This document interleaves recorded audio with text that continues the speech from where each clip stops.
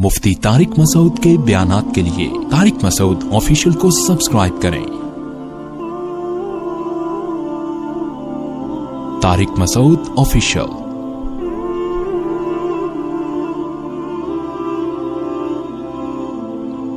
शादी के लिए कोई अच्छा अमल बताइए, अच्छे शौहर मिलने के लिए कोई दुआ या वजीफा। ये किसी खातून ने सवाल पूछा है। देखो, मेरी आदत है मैं सही जवाब देता हूं ठीक है, मेरी आदत है कि मैं कोशिश करता हूं कि सियासी जवाब न दूं, जो बात सही है वो कर दूं।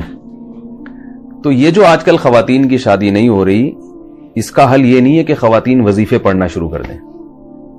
मैं एक दफा मस्जिद में था, वहां तो एक खातून ने वक्त लिया कि मिलना चाहती हूं, बहुत बड़ा मसला है, अपनी बेटी को भी लाना चाहती हूं, उसके रिश्ते नहीं हो रहा हो, ये बहुत परेशान थी। मैं टाइम नहीं देता किसी को, लेकिन इतना ज्यादा बेचारी परेशान थी तो वो आ गई। वो जब घर में आई हैं तो मैंने बिठाया उनको, मैंने कहा जी फरमाइए। तो उन्होंने कहा मेरी ये बेटी है, इसकी उम्र हो गई 30 साल और रिश्ते नहीं हो रहे, बहुत परेशान हूं, किसी ने जादू कर दिया, किसी ने ये कर दिया, किसी ने वो कर दिया। मैंने कहा कि आपकी लड़की की यानी एजुकेशन किया? उन्होंने बताया एमए किया हुआ इसने। तो मैंने उस खातून लड़की से, पर्दे में थी वो, कहीं ऐसा ना हो मेरे खिलाफ एक क्लिप अभी चला दें कि वो पर्दे में थी दोनों, नहीं भी होती तो ये उनकी हेडेक है। अगर पर्दे में नहीं आती तो वो उनके खिलाफ क्लिप चलाना चाहिए था, मौलवी साहब के खिलाफ क्लिप की फिर भी कोई समझ में आ रही है ना बात। तो ये बाज दफा ऐसा होता है, बेपर्दा खातून कोई मौलवी साहब के सामने आके बैठ गई, अब फौरन लोग ने क्या कर दिया, क्लिप बना के यूट्यूब पे डाल दिया, वो बैठे। भाई उसके खिलाफ क्लिप बना के डालो कि वो किसी मर्द के सामने बेपर्दा होके क्यों बैठी है, ठीक है ना। मर्द को पर्दा करने का हुक्म नहीं है, पर्दा औरत का हुक्म है। तो वो मैंने उनसे, उनकी जो बच्ची थी ना, मैंने उनसे कहा आपने एमए किया हुआ, माशाल्लाह आप पढ़ी लिखी हैं। तो मैंने उनको एक मिसाल दी, मैंने कहा मुझे एक बात बताएं कि एक आदमी मेरे पास आता है और मुझसे कहता है ये दरवाजा बंद कर देना, यहीं से मेरी स्पीकर में आवाज रिपीट होके आ रही है, तो वो थोड़ी सी कंफ्यूज हो रहा हूं। तो मैंने उनसे कहा कि भाई देखें कि मेरे पास 50 रोटियां हैं और बंदे हैं 75 या 100 आदमी हैं।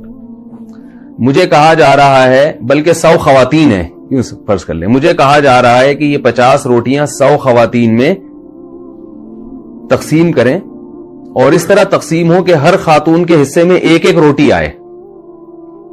बात आ रही है समझ में?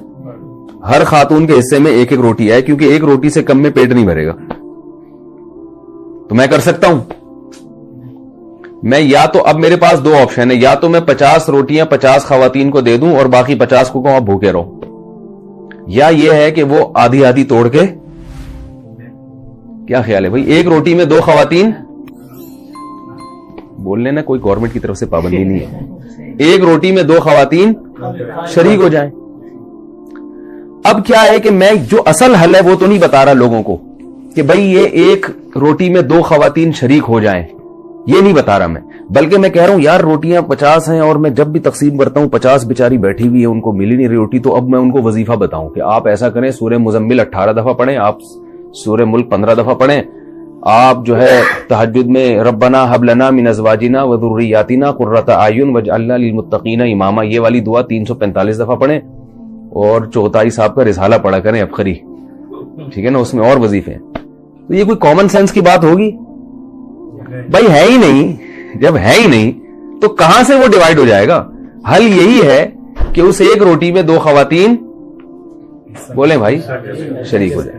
तो मसला ये है कि मर्द जो है ना, मर्द, उन नालायकों ने निकाह करना छोड़ दिए हैं, देर देर से निकाह करते हैं, याशी मर्दों में बढ़ रही है। जो निकाह करने वाले मर्द हैं वो मुआशरे में थोड़े हैं। समझ में आ रही बात? वरना ज़िना इतना फैल गया है, दोस्तियों का माहौल इतना ज्यादा हो गया है कि उन्होंने निकाह करना मर्दों ने, आप जाए ना, मैं तो जानता हूं 40-40, 50-50 साल उम्र हो गई, निकाह नहीं करते। और जो निकाह के लायक हैं वो भी सारे, यानी जो निकाह करना चाहते हैं वो भी सारे निकाह के लायक नहीं है, बेरोजगार हैं, कोई सुट्टा लगा रहा है, कोई गुटके खा रहा है, कोई जो है ना सही तबीयत का आदमी नहीं है। जबकि खवातीन में बुराइयों का रेशो कम है। चरसी हीरोइन ची औरतों में होते हैं, मर्दों में होते हैं? क्या ख्याल है? बेरोजगारी ये औरत के हक में ऐब नहीं है, मर्द के हक में ऐब है बेरोजगार होना। عورت کا تو کوئی عیب نہیں ہے, تو جو بے روزگار آدمی ہے وہ بھی نکاح کے قابل نہیں ہوتا. تو تھوڑے لوگ ہیں جو نکاح کے قابل ہیں, اس لیے خواتین کے لیے رشتوں میں مشکلات پیش آ رہی ہیں. تو اس کا اصل حل وہی ہے جو بڑا کڑوا لگتا ہے لوگوں کو, کہ بھئی ایک اچھے مرد پہ ایک عورت قبضہ نہ کرے, بلکہ وہ کوئی دوسری عورت, ایک مرد جو ہے ایک سے زیادہ عورتوں کو اپنے نکاح میں لے لے جو ذمہ دار اور سمجھدار مرد ہیں, پھر وہ برابری بھی کرے, حقوق بھی کرے. بہت سے لوگ کہتے ہیں مرد ذمہ دار نہیں ہے, تو بھئی کیا سارے غیر ذمہ دار ہیں؟ کچھ تو ہوں گے نا جو ذمہ دار ہوں گے. تو یہ جیسے لڑکی والے پہلی شادی کے لیے لڑکے کو پرکھتے ہیں کہ یہ ذمہ دار ہے یا نہیں ہے, تو ایسے ہی دوسری شادی کے لیے بھی وہ پرکھ سکتے ہیں کہ یہ ذمہ داری نبھائے گا یا نہیں نبھائے گا. اور جیسے پہلی شادی میں سلیکشن میں غلطی ہو سکتی ہے, ایسے ہی دوسری میں بھی غلطی ہو سکتی ہے, لیکن اس غلطی کے ڈر سے یہ نہیں کیا جاتا کہ نکاح ہی ختم کر دیا جائے. بعض دفعہ ایسے ہوتا ہے کہ نکاح کا پیغام آیا, آپ نے خوب اچھی طرح چھان پھٹک کے دیکھا بھئی یہ بڑا ذمہ دار ہے, لیکن بعد میں کیا نکلتا ہے وہ نالائق. تو اب یہ تھوڑی کہا جاتا ہے کہ یہ نکاح کرنا ہی نہیں چاہیے, بھئی اتفاق سے غلطی ہو گئی تو اب دوبارہ تلاش کرنے کی کوشش کرتے ہیں. ایسے ہی یہ بھی ہوتا ہے کہ بعض دفعہ ایسے ہوتا ہے کہ دوسری کے لیے کسی مرد نے نکاح کا پیغام بھیجا, آپ سمجھے کہ ذمہ دار ہے, لیکن بعد میں کیا نکلا, غیر ذمہ دار. تو اب اس کا یہ مطلب نہیں ہے کہ سبھی پہ فتویٰ لگا دیا جائے. تو اصل حل شریعت نے اور اسلام نے یہ بتایا جو میں عرض کر رہا ہوں. تو جب تک اس کو معاشرے میں فروغ نہیں دیں گے, خواتین کی مشکلات حل نہیں ہوں گی. آپ عربوں میں جا کے دیکھ لو, پہلے تو عربوں میں یہ تصور نہیں تھا سعودی عرب میں کہ کوئی خاتون کی عمر زیادہ ہو جائے یا وہ بیوہ ہو دوبارہ شادی نہ ہو. اب سعودی عرب میں اتنے مسائل کھڑے ہو گئے, لڑکیوں کی عمریں نکلتی چلی جا رہی ہیں. عربوں میں ایسا ہو گیا ہے, حالانکہ یہاں تو جہیز کا رواج بھی نہیں ہے. تو یہ پوری دنیا میں ایک المیہ بن چکا ہے, اس لیے کہ مردوں میں عیاشی بڑھ رہی ہے, زنا پھیل رہا ہے, لڑکیوں سے دوستیوں کا رواج بڑھ رہا ہے, طلاقوں کا ریشو بڑھتا چلا جا رہا ہے. تو ذمہ دار آدمی مارکیٹ میں کم نہیں ہے, شارٹ ہیں. مارکیٹ میں کیا ہو رہے ہیں, شارٹ بھی ہیں اور مہنگے ہوتے جا رہے ہیں. جو چیز مارکیٹ میں شارٹ ہوتی ہے وہ کیا ہوتی ہے, مہنگی ہوتی ہے. تو مہنگے ہوتے جا رہے ہیں. تو جب مہنگے ہوتے جا رہے ہیں تو ان کے نخرے بڑھے. کوئی اچھا لڑکا آپ کے خاندان میں ہو تو وہ جب لڑکی نکاح کا, لڑکی کے ابا اس سے بات کریں تو وہ اتنی پنچایتیں کرتا ہے نا, مجھے لڑکی ایسی چاہیے, اگر وہ قوم بھی وہی ہو اور شکل و صورت بھی ایسی ہو اور بہت زیادہ وہ ذرا سا کھاتا پیتا لڑکا ہو نا, اگر تعلیم اچھی ہے تو اس کے نخرے دیکھیں آپ, پھر وہ کرتا ہی نہیں. تھوڑی سی بھی ٹیڑھی میڑھی لڑکی ہوگی, تھوڑا سا رنگ دبا ہوا ہوگا, ذرا سا وزن زیادہ بڑھا ہوا ہے, ایک اسٹینڈرڈ بنایا ہوا ہے بھی اتنے کلو وزن ہونا چاہیے. یہ لڑکوں کی بات کر رہا ہوں. اور لڑکیاں اوٹ پٹانگ مردوں سے شادیاں کر رہی ہیں. میں نے سینکڑوں نکاح پڑھائے ہیں, آپ یہ نہ سمجھے کہ میں ہوائی باتیں کر رہا ہوں, سینکڑوں نکاح پڑھائے ہیں. بڑی اچھی اچھی خاندان کی لڑکیاں, جب نکاح پڑھاتا ہوں تو دولہا دیکھ کے میں ڈر جاتا ہوں کہ یار اس کے اتنے اچھے خاندان کی لڑکی کا نکاح اس مکھنچو سے ہو رہا ہے. اس شکل سے لگ رہا ہوتا ہے لڑکا کہ یار یہ, لیکن لڑکی والے کیا ہوتے ہیں, مجبور ہوتے. کم عمر لڑکیوں کی شادیاں بڑی بڑی عمر کے لڑکوں سے ہو رہی ہیں, پڑھی لکھی لڑکیوں کی شادیاں بالکل جاہل لڑکوں سے ہو رہی ہیں. ڈاکٹر لڑکی کا نکاح میں نے پڑھا ہے میٹرک پاس سے, کیونکہ لڑکی والے مجبور تھے, یار لڑکی کی عمر نکلی جا رہی ہے, کیا کریں, رشتہ ہی نہیں مل رہا, رشتہ ہی وظیفے پڑھ لیے. تو پھر ایک رشتہ آیا میٹرک والے کا, تو مجھ سے مشورہ نہیں لگے. میں نے کہا بھائی گھر بٹھا لو, مگر کوئی جوڑ نہیں بنتا ہے. میٹرک بھی شاید زیادہ کہہ دیا, 8ویں پاس تھا وہ, پاس بھی پتہ نہیں کیسے ہوا. آپ کو پتہ ہے پاکستان میں پاس ہونے کے لیے کوئی, تو مجبوراً کیا انہوں نے. کیا ہوا, تھوڑے دنوں میں طلاق ہو گئی. طلاق کیوں ہوئی ہے کہ وہ لڑکی کے پیسے پہ نظر کی کہ ڈاکٹر ہے تو ہمارا بچہ تو کچھ کر نہیں سکا, تو بہو کما کے کھلائے گی, ڈاکٹر ہے. تو ظاہر ہے یہ بے جوڑ کی شادی ہوئی نا, بے جوڑ کا نکاح ہوا. تو وہ جب نہیں کھلا رہی ہے, وہ اس کو عورت کو یہ احساس ہوتا ہے میں کیوں کھلاؤں بھائی, یہ کیا ہے پورے. پھر ایسے ایسے نالائق خاندان ہیں کہ لڑکی شوہر کو پال رہی ہے. یہ سب میرے مشاہدے کی باتیں کر رہا ہوں, میں ہوائی اخباری رپورٹیں نہیں پیش کر رہا, مشاہدے کی باتیں کر رہا ہوں کہ لڑکی اپنے شوہر کو بھی کھلا رہی ہے اور بالآخر پھر دیور کو بھی کھلا رہی ہے, ساس سسر کو بھی کما کما کے کھلا رہی ہے. ایسے ایسے آپ دیکھیں یہ کلچر ہمارا بنتا چلا جا رہا ہے.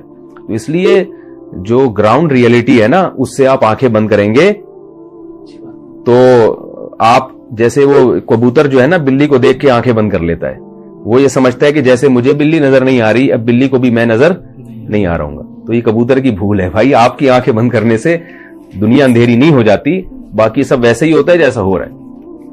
پھر بھی بہرحال دعا کرنا چاہیں کوئی رشتے کے لیے تو ربنا ہب لنا من ازواجنا وذریاتنا قرۃ اعین واجعلنا للمتقین اماما. یہ دعا تینوں مقاصد کے لیے استعمال ہو سکتی ہے. کوئی لڑکا اس کی شادی نہیں ہو رہی وہ بھی یہ دعا پڑھ سکتا ہے, کوئی لڑکی اس کی شادی نہیں ہو رہی اس کے والدین یا وہ لڑکی بھی یہ دعا پڑھ سکتی ہے. ہر نماز کے بعد پڑھ لیں یا چلتے پھرتے پڑھ لیں. اور جس کی ہو گئی, جس بندے کی ہو گئی مگر اس کو احساس ہوا کہ نہیں ہونی چاہیے تھی, ٹھیک ہے نا, یعنی ایسی بیوی ملی بد اخلاق, تو وہ بھی یہ پڑھ سکتا ہے کہ اللہ میری آنکھوں کی ٹھنڈک بنا دے اس کو. اور جس خاتون کی شادی ہو گئی وہ شوہر نالائق نکلا تو وہ بھی یہ دعا پڑھ سکتی ہے شوہر کو لائق بنانے کے لیے. پھر نکاح ہو گیا اولاد نہیں ہو رہی اس کے لیے بھی یہ دعا ہے, اور اولاد ہو گئی مگر نالائق اولاد ہے تو اس کے لیے بھی یہ دعا ہے. بڑی زبردست دعا ہے, یہ یاد کر لیں. سورہ فرقان کے آخری رکوع میں ہے ربنا, ابھی نہ دہرائیں میں صرف ترجمہ بتاتا ہوں, ربنا ہب لنا من ازواجنا, اے اللہ ہمیں ہمارے ازواج کی طرف سے. ازواج کا جو لفظ ہے یہ بیوی کے لیے بھی استعمال ہوتا ہے اور شوہر کے لیے بھی استعمال ہوتا ہے. یعنی عورت ازواج کہے گی تو شوہر کے لیے استعمال ہوگا, اور شوہر کہے گی یہ دعا مانگے گا تو کس کے لیے؟